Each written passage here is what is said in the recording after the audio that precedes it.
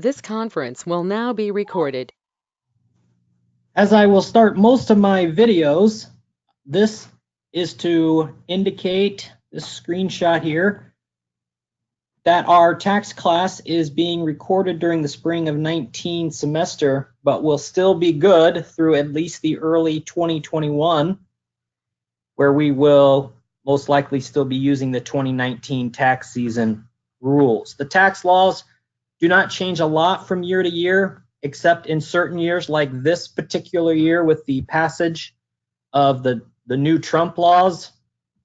So therefore, that is why I'm preparing brand new videos this as I am this semester.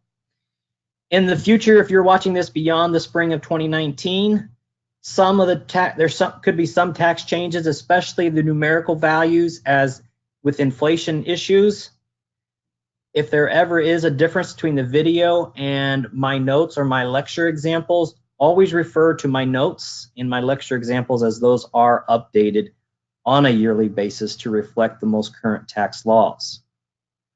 With that, let's get into our chapter 2, one of the most important chapters that we're going to go through, in that we will begin to determine who is allowed to be claimed as a dependent, all of the standard deductions, and then also filing statuses. And the most important one, or the most difficult one to know and to understand, is head of household. Who is able to claim head of household?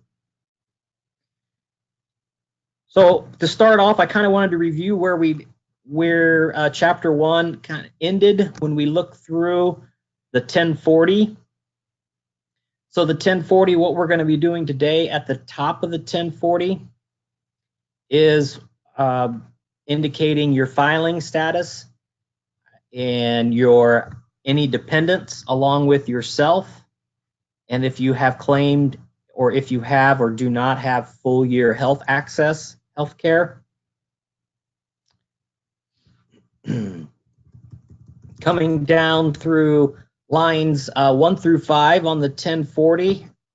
Again, I would have a 1040 pulled up. I indicated where to find one. You can find one in chapter 2 on page 2-3, or there as I show you on around page 1-7.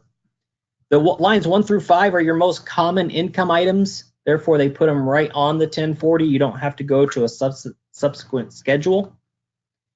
So items such as your W-2 wages, any interest or dividends, and then the final 2 lines for those who are retired, your retirement income and or Social Security income.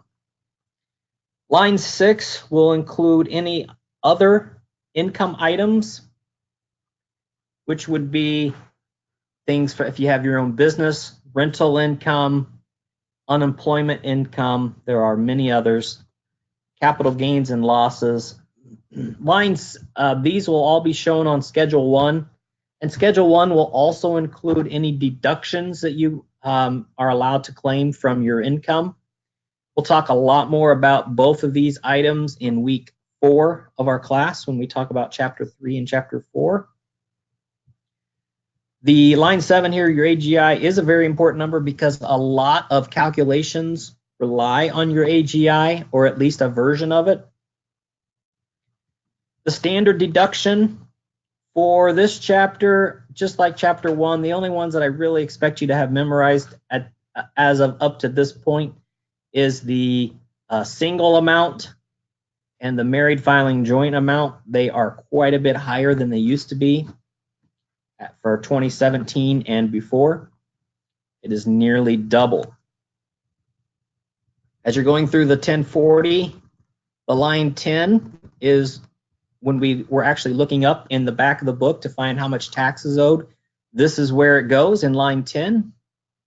We're not going to really work with Schedule 2. It's beyond our class. That's what line 11 is. You can look at it and see what the different items that are on Schedule 2, but we won't really pay much focus here.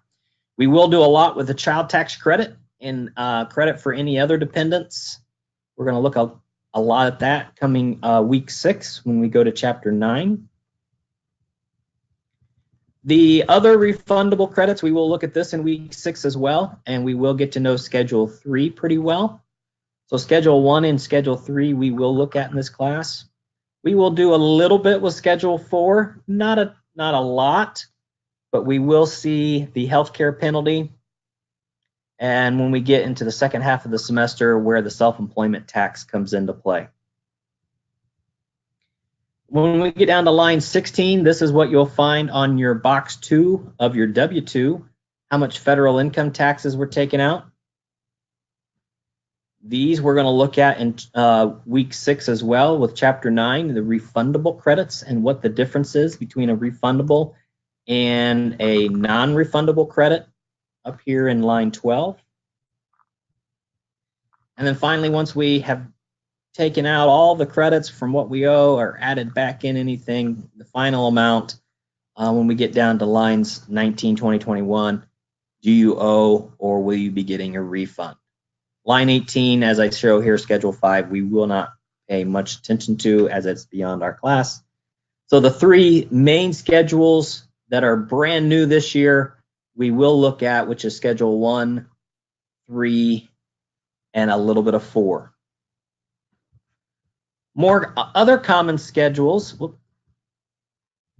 that are not new that we will look at this semester are the first 5 or 6 here. These we will look at in somewhat detail. Schedule B, there's not much to it, as you will find when we get to weeks 3 and 4. We'll spend a whole week here on the itemized deductions and what that means in comparison to the standard deduction.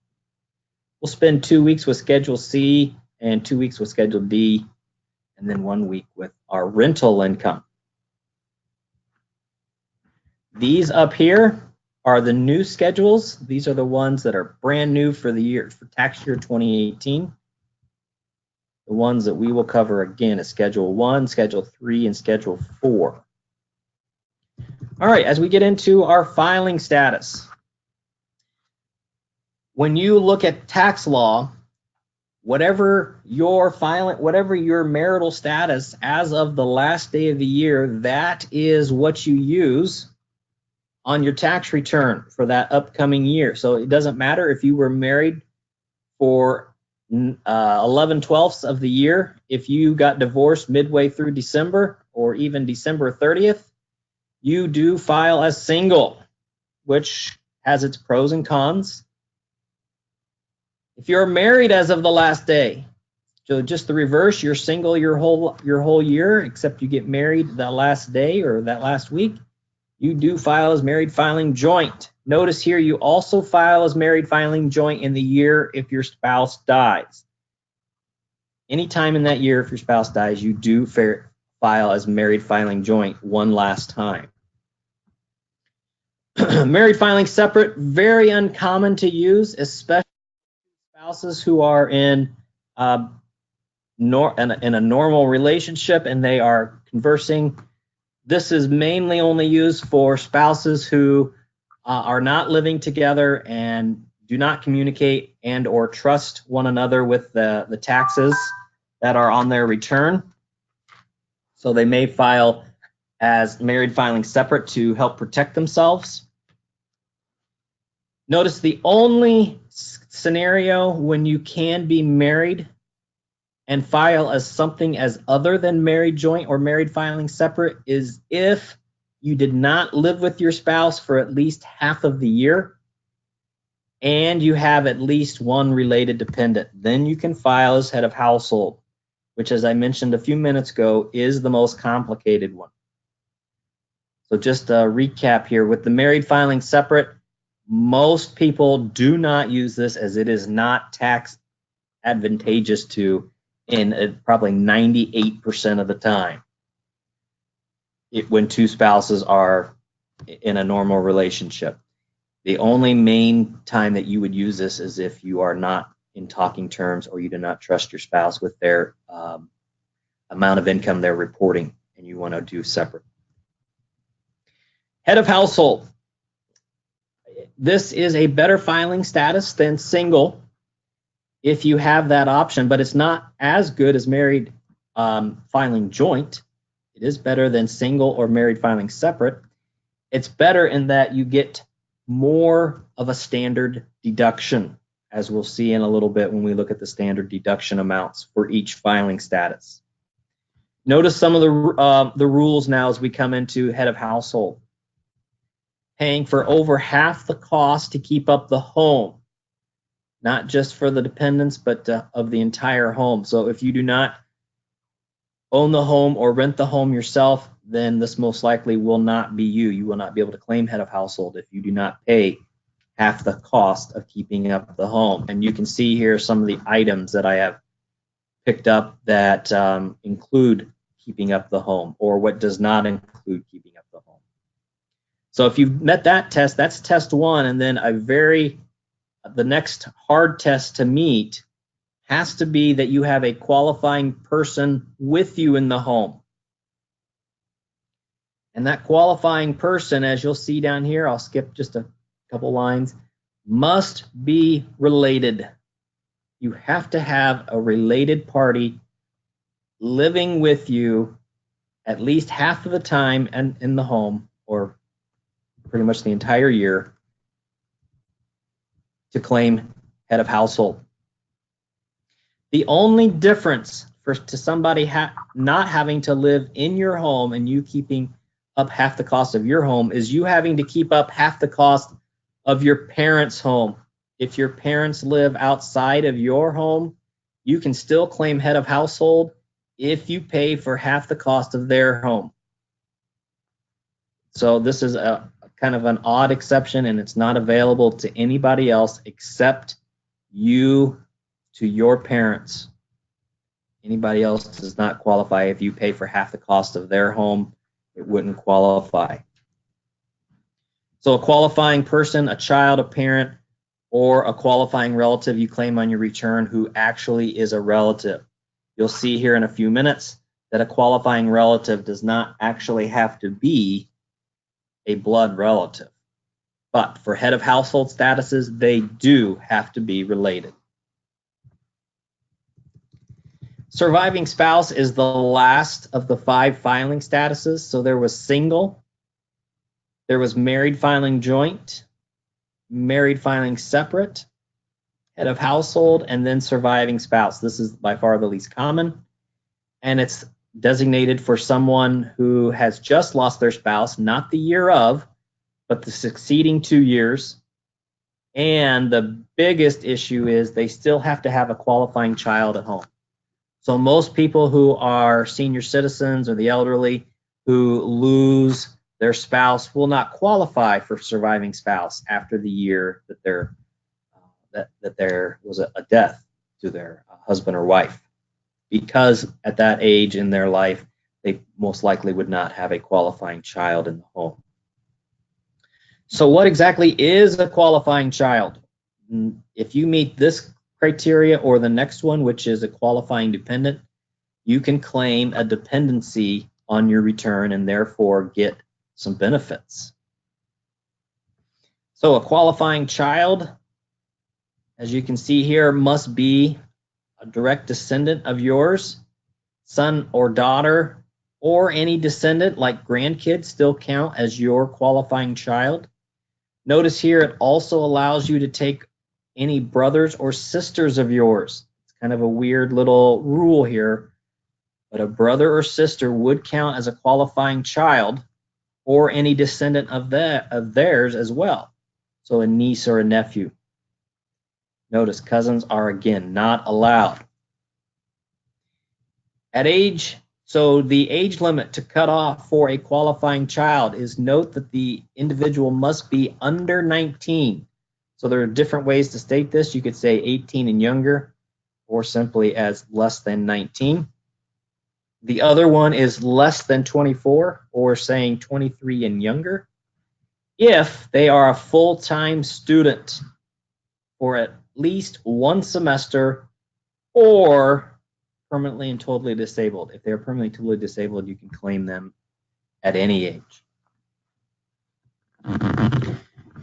So for at least 1 semester, basically what that does is some seniors in college may be graduating when they hit 22 or 23. and they may only be in school for that last spring semester, and that would then therefore count to allow the parents, if they still did support them, to claim their child that one last year. Notice here the brother and sister rules are available if they are younger than you. The only exception is if they are disabled, then they do not have to be. The child must have lived with you for at least half of the year. Now, that's the big difference between this and the head of household. The head of household means you actually helped pay for the house. This one, as long as the kid lived with you, whether it be in a shelter, whether you're still living with your parents and they're paying for you and your child, doesn't matter as long as the kid lived with you. There is an exception for those of a divorced parents. You can still claim a child even if they didn't live with you the entire half the year, if the child was in at least one of your custodies for at least half the year. The two parents provided at least half of the support. And then finally, the third and a very important item here is that the divorce decree says, yes, the non-custodial parent can claim the child in these years. Maybe it's every odd year. They can claim a few of the benefits that go along with having the dependent. They can't claim them all the benefits, but they can claim some. Let's look at the few that they can or cannot claim. So here are the main reasons why it's still, for the custodial parent, you still have your child on your return. You just can't claim the child tax credit. That's about it. Because the custodial parent, even though they do not list the child on their return, the custodial parent can still claim head of household if that is their only child, because they still did keep up the household for that child for at least half of the year. They can still claim dependent care expenses that they had to pay for them to work or go to school. We'll talk more about that in week 6. And the custodial parent can still claim earned income credit, which is a huge refund amount. So therefore, these 3 things cannot be claimed by the non-custodial parent. Each dependent, you can only claim these items one time. So 2 people both can't claim head of household on the same child, or they both can't claim earned income credit on the same child. It will get denied by the IRS. The non-custodial parent, as you'll see here, and I'm gonna maybe put these into a box because these kind of go together, and that's a terrible box. The non-custodial parent is only allowed to claim what we'll see in chapter 9, week 6, is the child tax credit, which is a big credit. It's $2,000 off your tax bill. But note, this is only good up until the child is 16 years old. Once they hit 17, you can no longer claim the child tax credit for any kid. So the non-custodial parent, by claiming the dependent, only gets one primary benefit. All right, so the other couple rules for claiming a child: the child can't provide over half their own support. And then note here a few items. A person's own funds are not support unless they actually are spent for the kid's support. So if they receive some money from different sources and it's simply put away into a savings account, that does not count as part of their support. And also support from the state, thus like disability, does not count as the child providing their own support. The final rule for claiming a dependent is the child must be a U.S. citizen or resident of the U.S., Mexico, or Canada. We'll see that that's a little bit different when we get into the earned income credit. For the earned income credit, the child and the person claiming the credit must have a valid Social Security number. They must be a citizen, not simply just a resident. That's going to be a big difference between claiming a dependent and actually getting to claim the earned income credit. Okay, one thing that comes up quite often when we're preparing taxes, and some questions that I get during class, well, what if 3 generations live together? So you have a grandmother, a mother, and a daughter.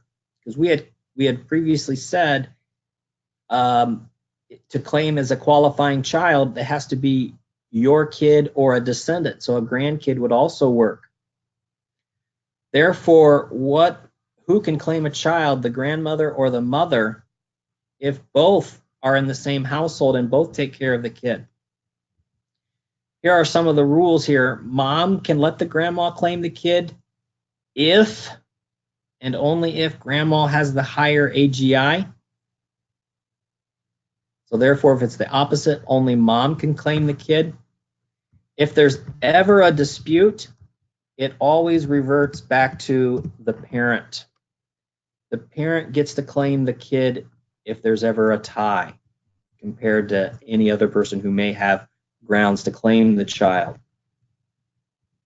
The other very common example here is, what if mom and dad are not married? Maybe they were never married and live together with the kid. Who can then claim the kid? Both of them cannot claim. You can only claim, each kid can only be claimed one time. So as long as both parents agree, it doesn't matter who claims them. However, you a lot of times will want to do the tax return 2 different ways for each person to see which one will get the more expanded refund or have to pay less, whatever it is.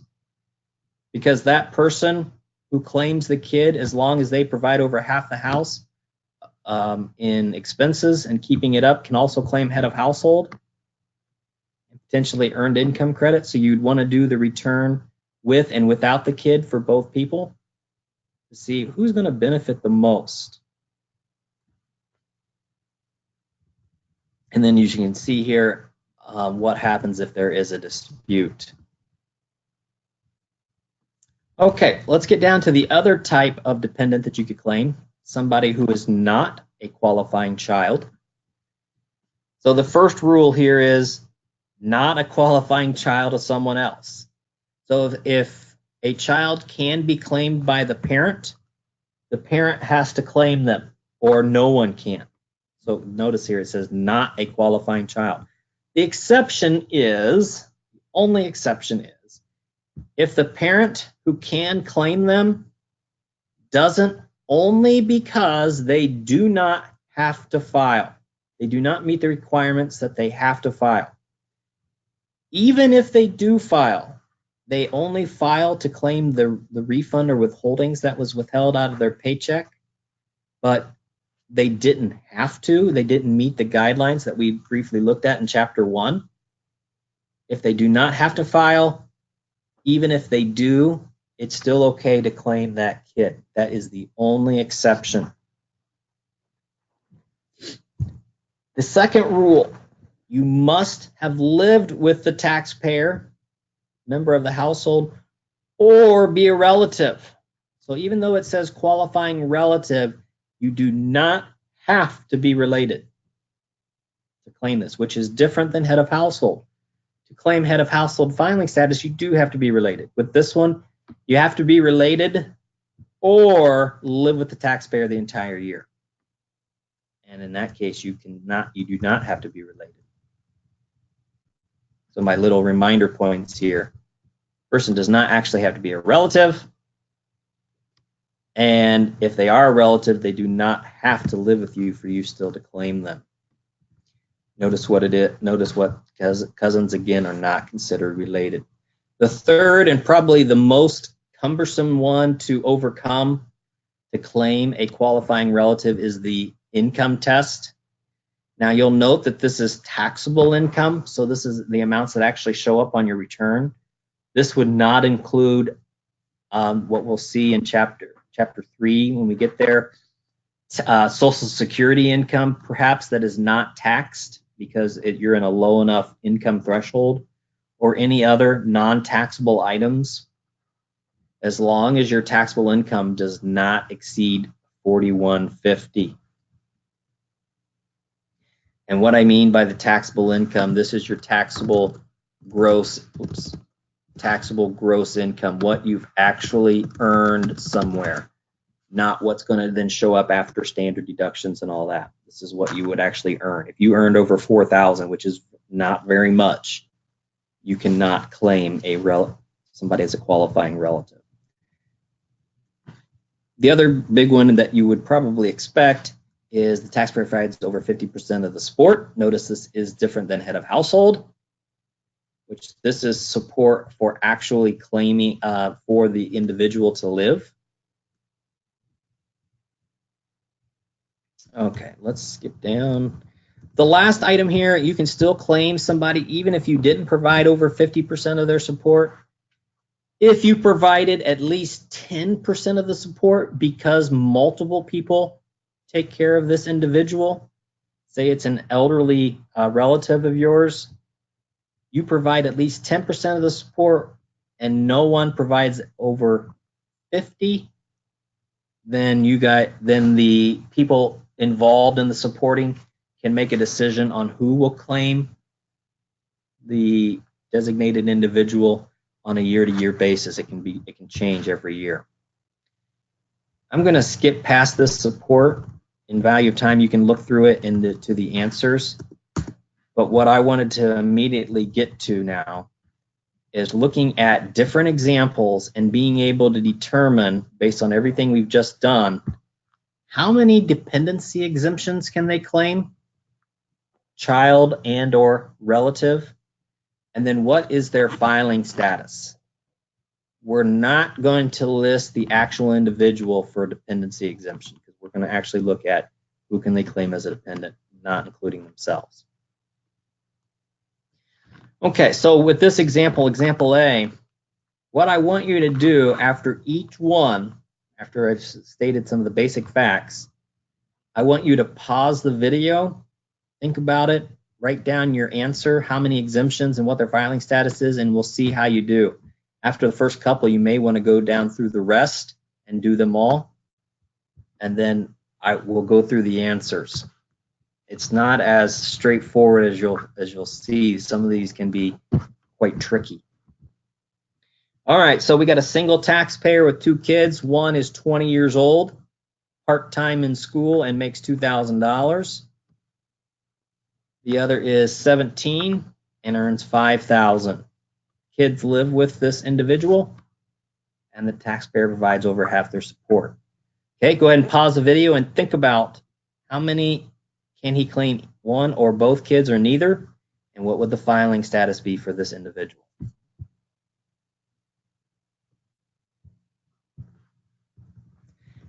Okay, with this individual, they can claim both kids. The answer is yes, they can claim both kids.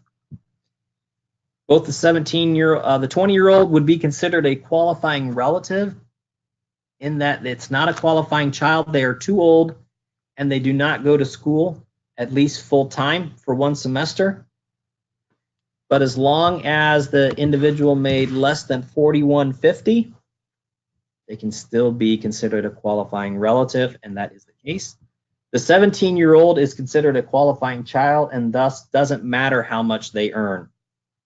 Children with that age limit or still in school can earn as much as they want, and as long as you provided over 50% of the support.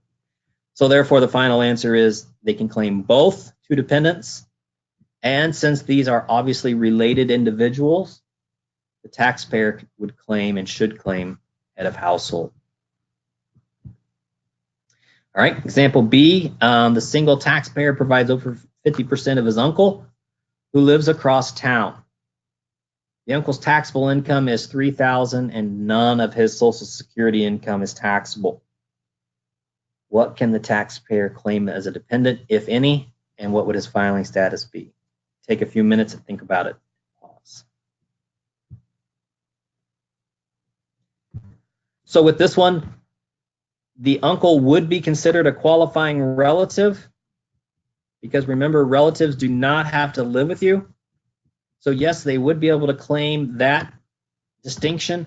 However, he would have to file as single because only head of household counts for somebody not living with you if they are your parents. The uncle would not qualify. So this individual would file as single. All right, C, there's a taxpayer who has 100% custody and has signed a divorce decree allowing the ex-spouse to claim each child, both of them.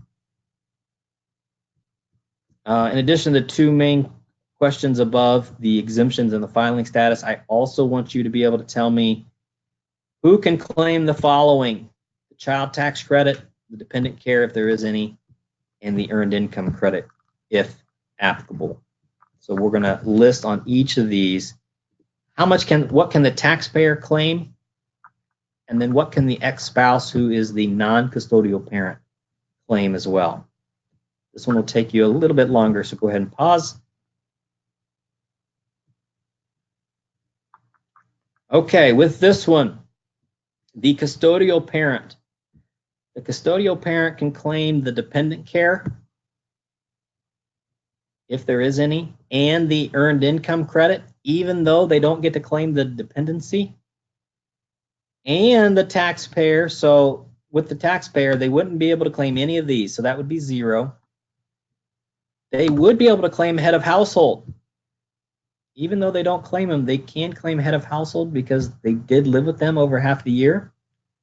They can claim dependent care, if any, and any earned income credit. So the taxpayer still gets the better end here, as they should. The ex-spouse who doesn't have custody can still claim the 2 kids on his return as dependents and get to claim the child tax credit. However, they would not be able to claim any of the earned income credit that may be associated with that. And the non-custodial parent, even though they have the 2 kids on their return this year, that individual must claim single because they were not keep up the household for the entire year. So here's what you can expect for C.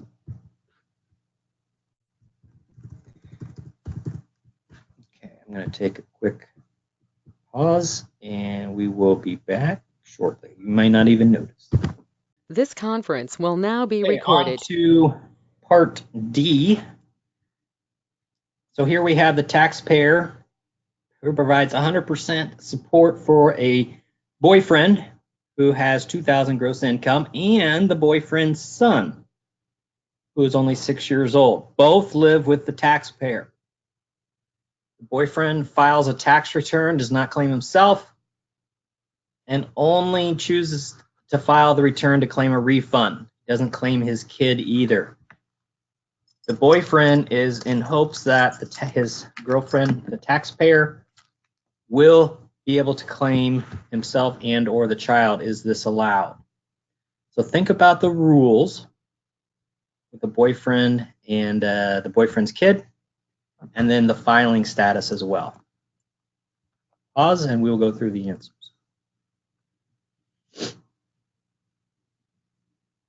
So with this one, the filing status, we can get to that right away. The filing status would have to be single because neither the boyfriend nor the boyfriend's son is a relative. So therefore, the taxpayer cannot claim head of household. However, the taxpayer can claim as a dependent both the boyfriend and the boyfriend's son as other dependents or a qualifying relative. Notice she cannot claim him as a qualifying child because it is not her child, has not been adopted. However, she can still claim the child in that the boyfriend does not have to file. He makes way less. Therefore, he meets the exemption, so he doesn't have to file. Therefore, the other individual can't claim. All right. Oh, and she can also claim the boyfriend because he lives with her the whole year and he makes under that threshold. Those are the two main important items, the income threshold. Taxpayer provides 60% support for the boyfriend who has $20,000 income, and the boyfriend's son. The boyfriend files a tax return but does not claim his son because he wants the taxpayer. So it's almost the exact same as D, except now the support went down a little bit and the boyfriend made $20,000 instead of $2,000. So pause for a second and let's decide what's going on here. What can the taxpayer do? With this example, the taxpayer, again, will have to file single. That's not going to be in question, just like with D. However, in E, the taxpayer can't claim anybody. Can't claim the boyfriend or the son. Can't claim the boyfriend because he makes too much money. He makes way over the threshold, and he's over the threshold that he has to file. So therefore, since he has to file, he either will claim the son or no one can claim the son because of the qualifying child rules. Part F. Taxpayer, who's the father, provides 80% support for his 20-year-old son who earns $5,000. He lives with his dad and attends college part-time. So this is very similar to the A up above. So the rules with this one, the only difference is now the son makes $5,000. With this one, unfortunately, the dad cannot claim because A, he's not a full-time student. He's over the age limit for just a traditional kid, and he's not in that special college student age range where you have to be full-time. And he makes too much, just barely, but still he makes too much to be considered a qualifying relative. Therefore, no dependent, and the dad must file single even though he takes care of his son and the son lives with him. So in this case, it's where the tax law doesn't help him out at all. G, part 1. 3 generations of females live together, just like in our example before, back in the notes. Grandma, mom, and daughter. Grandma, 15,000 AGI. Mom has a 12,000. Both work full-time and must file tax returns. Both support the child equally and live in grandma's house. She pays all the bills. Grandma wants to claim the kid. How will the taxpayer, mom, and grandma file? So we're going to assume that mom is okay with grandma claiming the return. So is that allowed? And how would they be able to file? In this case, since grandma has a higher AGI, grandma can claim the kid as long as both grandma and mom agree. And if grandma claims the kid, she can then claim head of household as well because she pays all the bills of the house. So grandma lives with the kid and she will claim the kid, therefore being able to claim head of household. Mom will not claim the daughter and will claim single, file a single. Now in G part 2, the only exception is mom's AGI is now higher than grandma's. In this situation, the mom has to claim the child. And this is going to be the case where it hurts both of them in that grandma cannot claim the kid. And if she doesn't have any qualifying kids or relatives living with her that she's claiming, therefore she cannot claim head of household. So both mom and grandma will have to file as single. So in this case, no one is allowed to claim head of household, which is unfortunate because they're going to lose out on some deductions that would have came from the standard deduction. All right, our last example. John and Alice live together, not married, and have a daughter. Together, they provide over half the support of the kid, and they decide Alice will claim the daughter and file single, while John will claim head of household. So they both get a little bit of something. That's what they want to be able to do. Is this allowed? pause and we will come back. The answer to this one is no, that's not allowed. Whoever claims the kid will need to claim head of household if it's appropriate, if they did provide over half the support keeping up the house. So in the case where the mother claims the child, she would then need to claim head of household, or no one can claim head of household. John cannot. He must file as single. Okay, let me mention this. If you go back to that link that I had mentioned back in the opening of last week, in the opening whole overview of the class, in the resources section, I believe it's where it was, but I also had it in the syllabus, in the supplemental text. There is a VITA link. Use that. If you want some more examples and more practice, go to the personal or go to the dependency exemptions and filing statuses for each of these in the basic section, and you can get some extra really good help on practice, because this is a tough section. Note here, here's one big caveat. If you are claimed or can be claimed, this is the important piece. If you can be claimed, even if your parents say they won't claim you, but they sure could if they wanted to, because they provide over half your support, you meet the age requirements, you're in school full time, or you don't have enough taxable income, you cannot claim yourself if your parents could claim you, even if they don't. That's a huge thing to note. I listed here some of the items that being beneficial to having a dependent. To have a dependent, you may be able to claim head of household, which for standard deduction purposes is a better filing status than single. If you have a qualifying child as your dependent,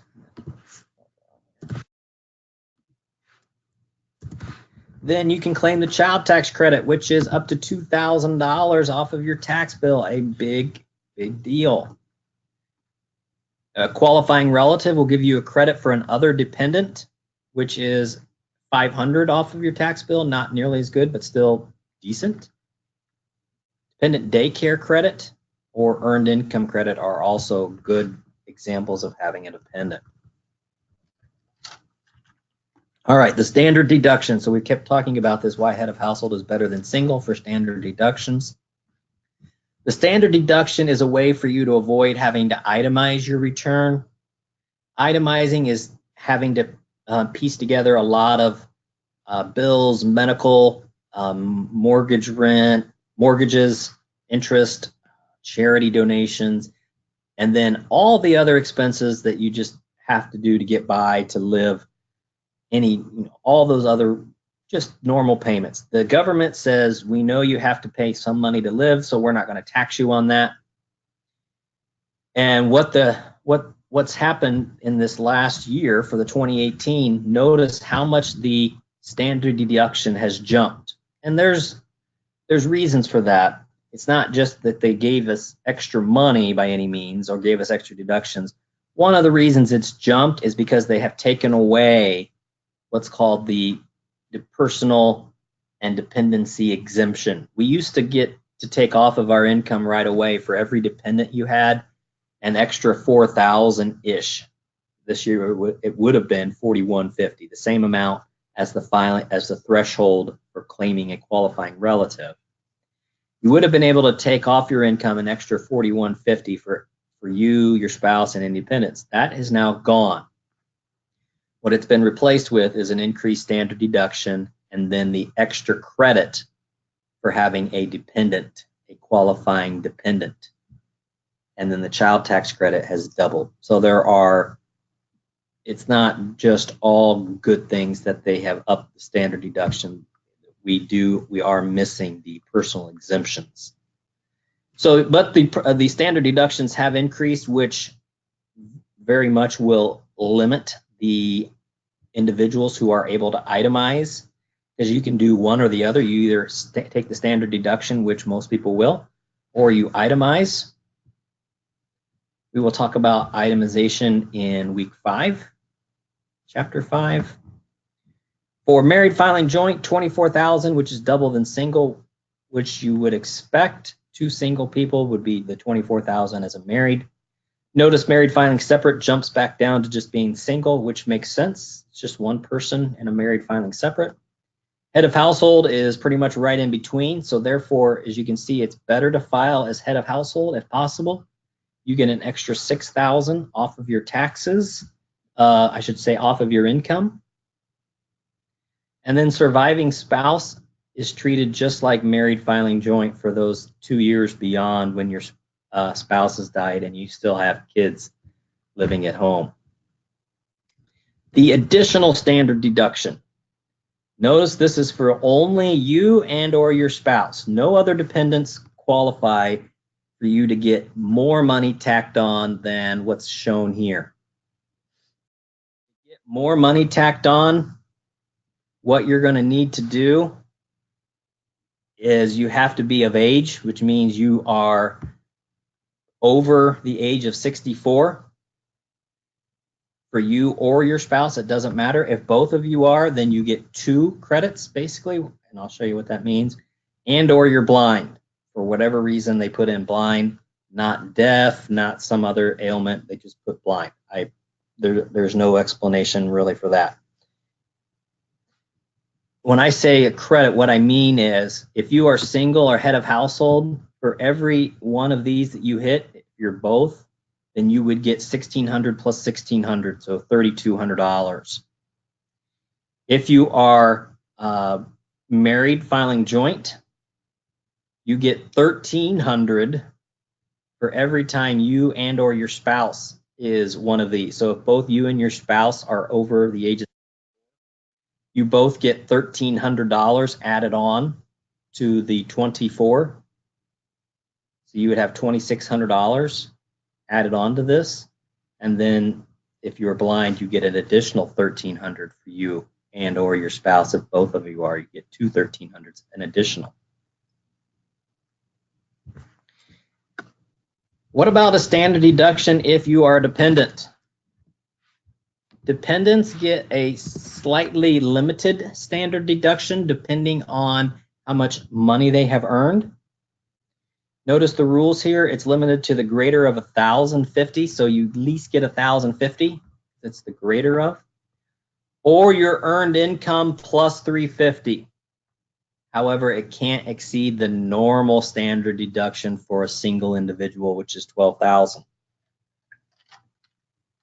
So with example I, let's take these two, hit pause, and tell me and determine what you think the standard deduction would be for this dependent. We will go through the answer. Okay, for example, I and J, with the dependent's income of 2,000. Now notice only 500 of it's earned, so that means they're getting money elsewhere, like through interest or dividends or Social Security, perhaps. Therefore, we've got to use the 500. That's the key part. 500 plus 350 is 850. Well, you at least get the greater of, so this person in example I would get 1,050 as their standard deduction. Now for the second example, all 14,000 is earned, so they get the greater of 1,050 or 14,000 plus 350, which is 14,350. However, if you put 14,350, that's not quite correct because you can't exceed the normal standard deduction of 12,000. So this individual would only get 12,000 as their standard deduction.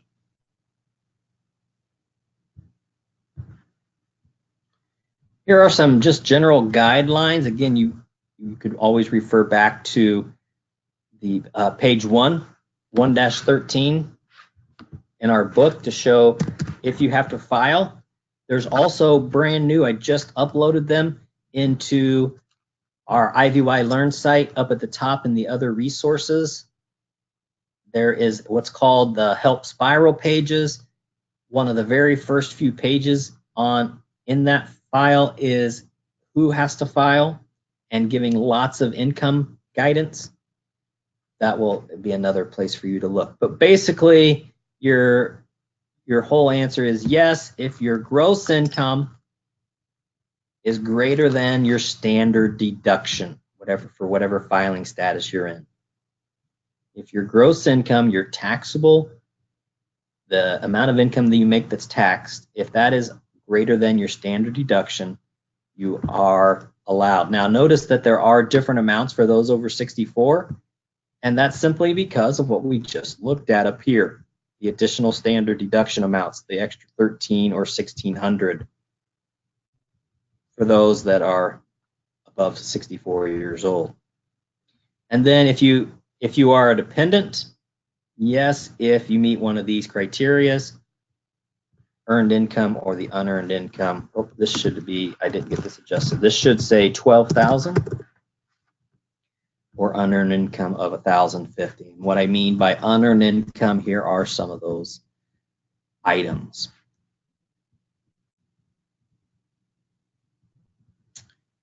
The final piece that I wanted to look at, or the final two pieces, estimated tax payments.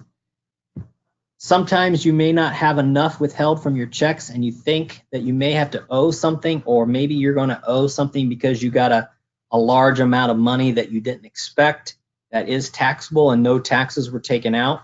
You may need or want to make an estimated tax payment to avoid a later penalty. If you think this may happen, and you especially will want to do this if you have your own business. If you have your own business, you will definitely need to make estimated tax payments every quarter to avoid owing any penalties. So then, therefore, the last thing is, well, what about a penalty? Am I due? Will I have to pay a penalty?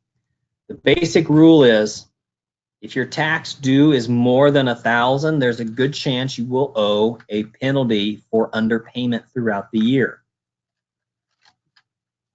So the key is, if you're going to pay a penalty, if the lesser of is 100% of your prior tax liability, if you didn't pay at least 100% of your prior tax liability, so let's say last year you owed $5,300.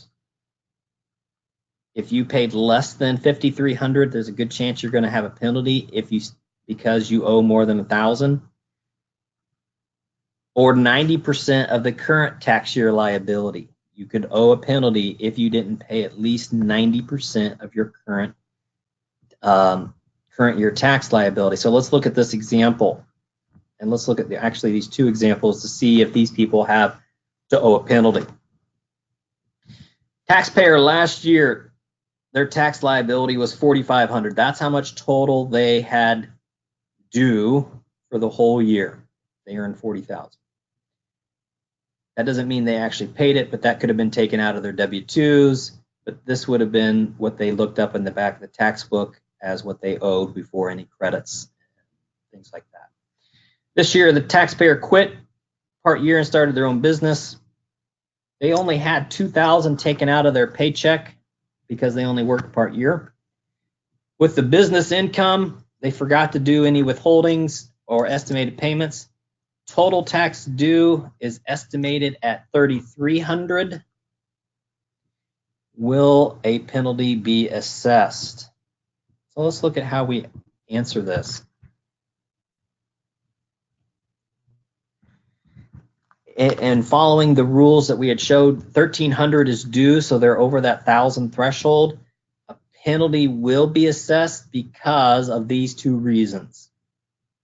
She did not meet the test, and at least 2,700 should have been withheld. If she would have held it with at least 2,970, well, then they wouldn't have even met the $1,000 threshold. But basically, as long as, did she pay the lesser of 100% of this year's tax liability, $4,500? Nope. Did they pay at least 90% of last year's tax liability? Or no, this year's? 100% of last year's, 90% of this year's. So 90% of 3,300 was the 2,970 that I got, and they did not. Therefore, they would be due, they would be potentially assessed a penalty. Not every time does the IRS make you pay a penalty, but most of the time you'll find that they'll send you a bill saying you have a penalty.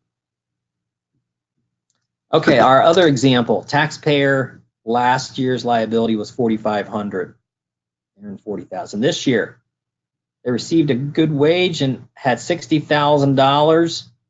$5,500 withheld.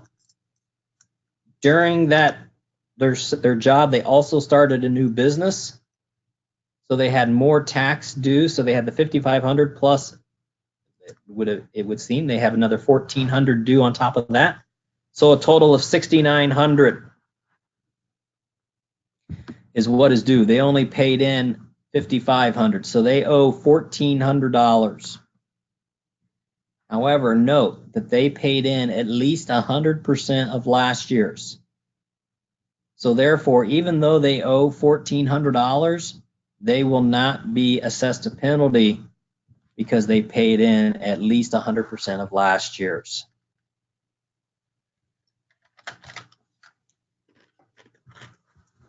All right. If you can't file a return by the due date of April 15th and you need an extension for whatever reason, you have it. The IRS will give it to you as long as you fill out 4868 form. It's kind of a bare bones estimate of what you think you might owe income, or what you'll have income wise, and any deductions. And then, do you think you're going to owe or not? And if you think you're going to owe, you need to attach a payment, because this extension to file is not an extension to pay. So therefore, if you have an extension, if you do this extension to file, and then let's say you later file in August and you find out you have to owe, you will then not only have to pay a penalty for not paying on time by April 15th, you will also be assessed interest for not paying on time. So if you're close, you may want to, and you have to do an extension, you may want to go ahead and pay in some money, knowing that if you don't owe it, you'll get it back whenever you do file. With that, we will close out this Chapter 2 required lecture. This is the only required lecture for this course. I hope that you have found enough benefit that you will continue to utilize this, as most of the students do throughout the year. Go back to week 1 and read through the comments of ways to succeed in this class from other students' opinions, and watching the videos comes up in almost every student's response. That and getting their homework checked and reviewed. With that, I will see you next week for week 3 in getting your tax return started up and preparing a successful tax return, as we will do for almost most weeks the rest of the semester.